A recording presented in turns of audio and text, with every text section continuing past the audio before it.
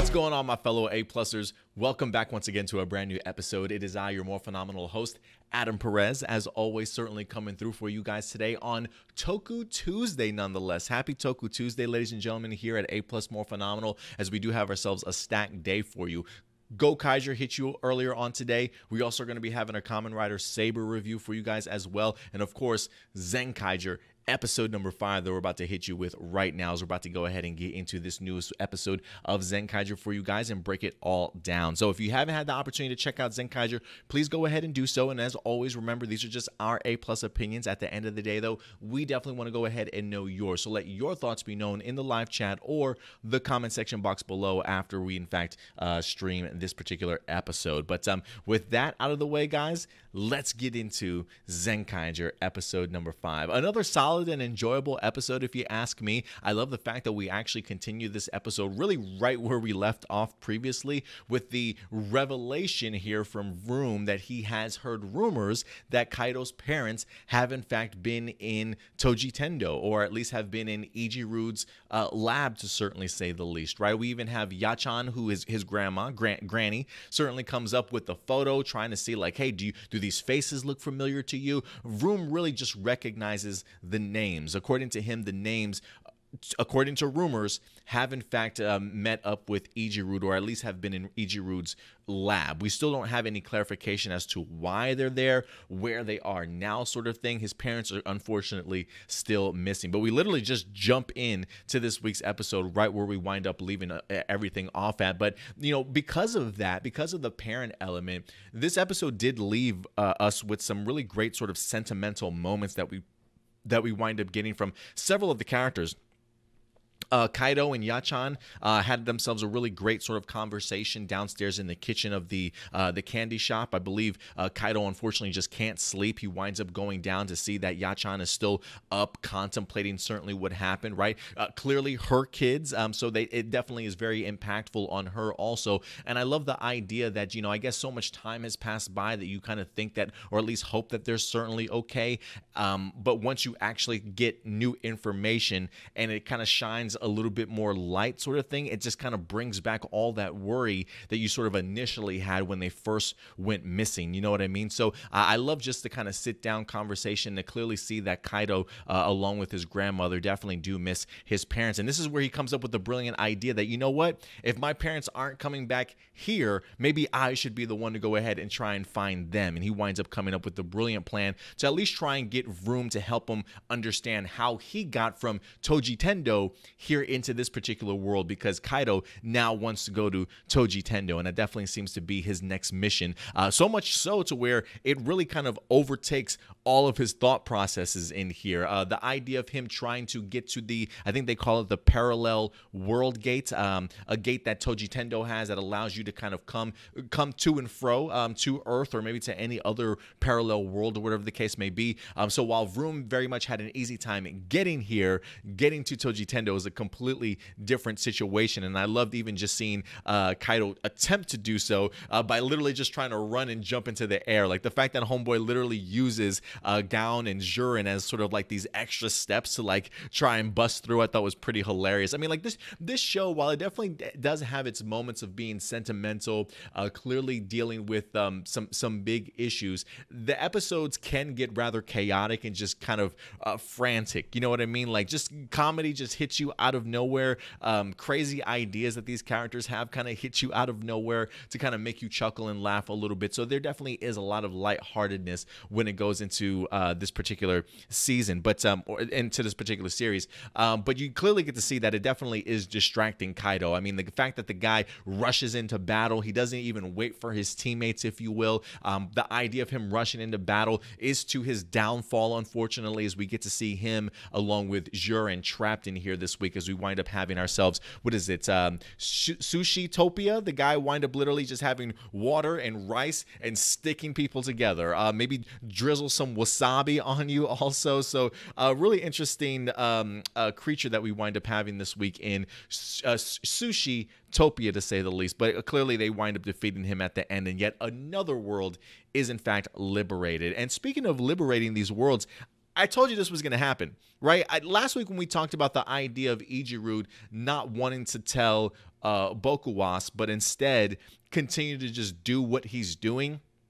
Now he's feeling the wrath of Bokuwas, right? Even he came up to us, is like, hey, was nobody going to tell me? You're just going to keep going on and doing this whole entire thing? We've got worlds that are being liberated now, right? Had Ijirude just come to Bokuwas, they would have just had 2 worlds liberated. Now they've got 3 and now 4 worlds liberated in this episode. So, that's what Ijirude gets. But I am curious as to what he's up to.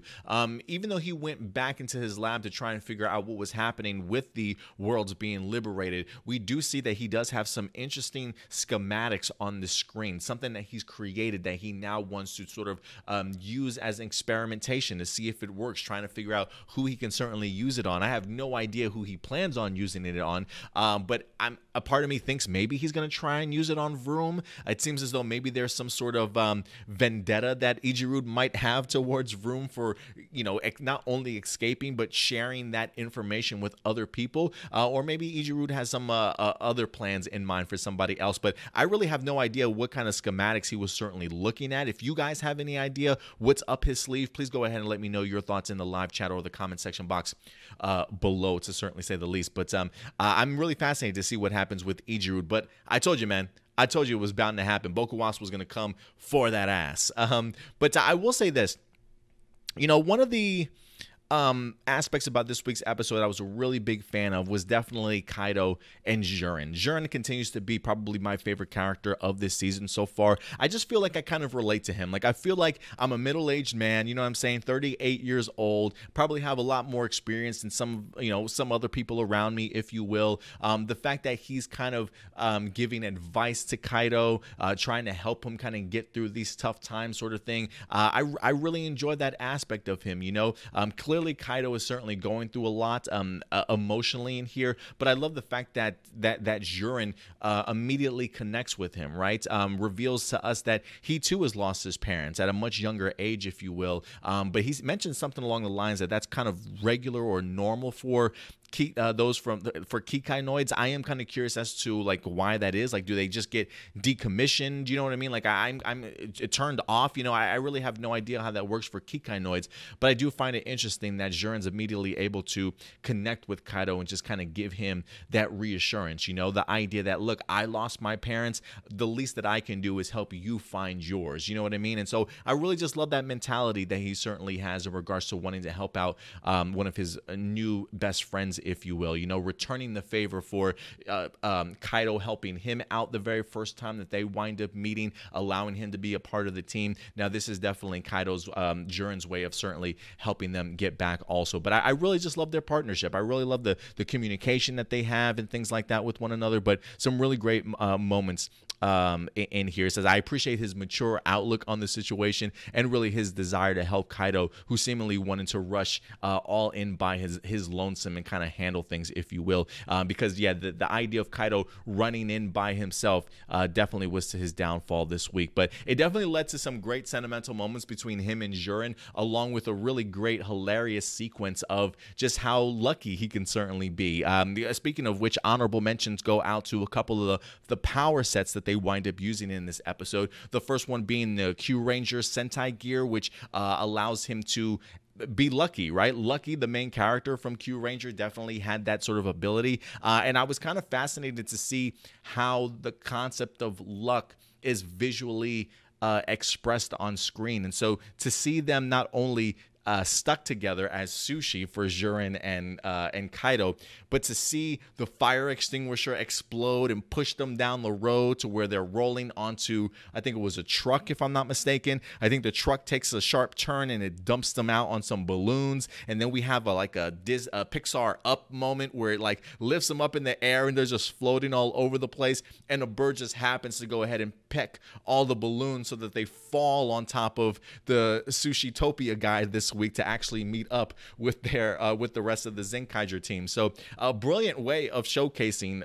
luck. I mean, clearly not possible of happening, but you know, when you have that sort of level of luck, it all kind of makes things okay. So I was actually perfectly okay with that whole entire sequence. And then we also got to see the Real Soldier Sentai gear utilized in here, as they wind up actually having the Real Soul Ken, the blade itself, that he wind up using to, I think he wind up cutting the Sushi conveyor belt in half to release the rest of his Kikai noids that were in fact trapped. So I thought that was pretty cool, just the usage of some of the Sentai gears that we wind up getting this week. I really also love the action now that we have all the Zenkaiger team together. It was really cool to see both configurations on screen at the same time, and really just taking out one villain. They've got that double slash sort of attack that when you watch it, it puts the Zenkaiger symbol together like two colors at a time, and then it winds up like hitting you at the end. I just think it's a really cool effect, and just really love seeing the combination of both of our Kikai noids, or Zenkai O's, if you will, doing their work here this week. I thought that was pretty fun to kind of see how it all wind up coming together at the end. But yeah, other than that, I am curious to find out a little bit more about this parallel world gate. It definitely seemed like a little bit of a mystery as to how exactly do you go through it, right? Do you need to be a Kikai Noid to go ahead and do so? I think somebody even referenced the idea of, you know, do you need a pass to kind of walk on through, you know what I mean? So I will be interested to see how that goes. And I just find it interesting that Kaito, despite him rushing in at the very beginning and him clearly learning his lesson from Zyuran and just what happened this week, I still love the dedication that he has to trying to find his parents. And the moment, like literally the moment that the battle ends, he tries to jump on the back of Bara Shitara in order to kind of go through the gate himself. But unfortunately, that still does not work. So you definitely get to see where his mindset is at, right? Like, I know that there certainly was a selfish element that Kaito kind of expressed in here, right? The idea that he kind of feels bad. I think he says, was it full power regret or something like that? I think is the term that he used when he sees all the innocent bystanders like still stuck. Like, had he just focused on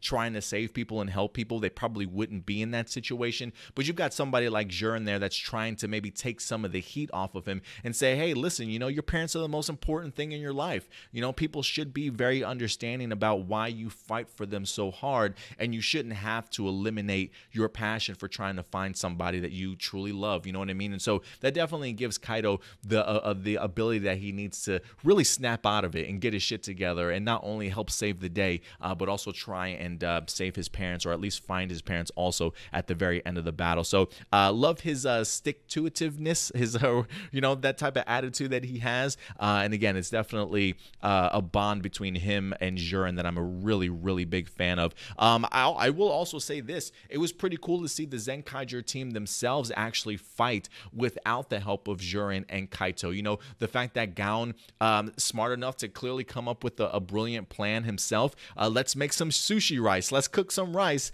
and start just waving the fan so that this Sushi Topia guy can smell it and come to us. So I thought it was a really cool just fight sequence that they wind up having, especially when Bara Shitara wind up actually coming onto the scene. You can clearly see how incredibly powerful that guy is just on his own, being able to take out those three Zenkaigers alone before Zyuran and Kaito actually made it to the battle themselves. So I thought the action sequence was actually pretty good in here, and I continue to be, I tell you what, guys, I continue to be impressed with just the maneuverability of some of these Kikai noids. Like, there's a scene in here where they're at the playground and Zyuran literally does a front roll over a bike and then comes up and just starts slashing with his shield and stuff. I didn't even know he could do a roll. Like, the fact that they have these bulky costumes on, but they're still able to take these bumps and these spins and these flips and stuff. It's pretty incredible to me. It's pretty incredible. And we do get to see just that camera work again during the action sequence that I'm like, is this a continuous one shot? Is this a drone shot, right? It's just going up and above and around. It has a cool shot where it's zooming in and then Gaon kind of does this cartwheel over it and then it like zooms back around. I'm thinking to myself, like, how are they shooting this scene? Is this all drone work or what? Like, I have no idea. I definitely need to see a behind the scenes footage of how some of these action sequences are shot when it comes to Super Sentai, or at least I feel like the last 2 years, maybe 2 or 3 3 years I've been seeing this really cool kind of camera work done. So I'm really fascinated to see what we wind up getting there. But I honestly thought all the Zenkaigers, the Zenkaiger team really shined this week. Cool idea for Gown to go ahead and come up with the sushi.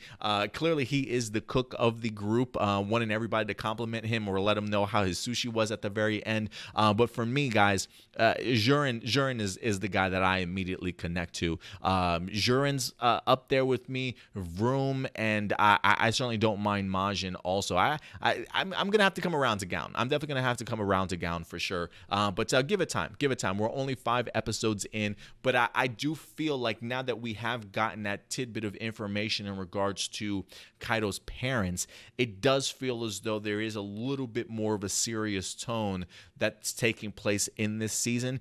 So I'm really interested to see where the remainder of this series certainly goes. I can see it maybe being a hit or miss season certainly for some people, depending on how you take the humor. Do you want a little bit more seriousness? You know what I mean? For me, I'm a little bit more of a serious focus kind of storyline guy, but I definitely don't mind the comedy, especially if you're mixing in some really great themes with some really great sentimental moments. I definitely ate up this episode for sure and definitely enjoyed it. So guys, at the end of the day though, these are just my A+ opinions. I certainly want to go ahead and know yours. If there's anything that I missed that you guys want to further discuss or go into greater detail, whether it be character wise, storyline, plot points, whatever the case may be, go ahead and let me know your thoughts in the live chat or the comment section box below, guys, and we'll definitely go ahead and continue this conversation. But enjoying what I'm seeing so far, guys, and I definitely want to go ahead and know your thoughts.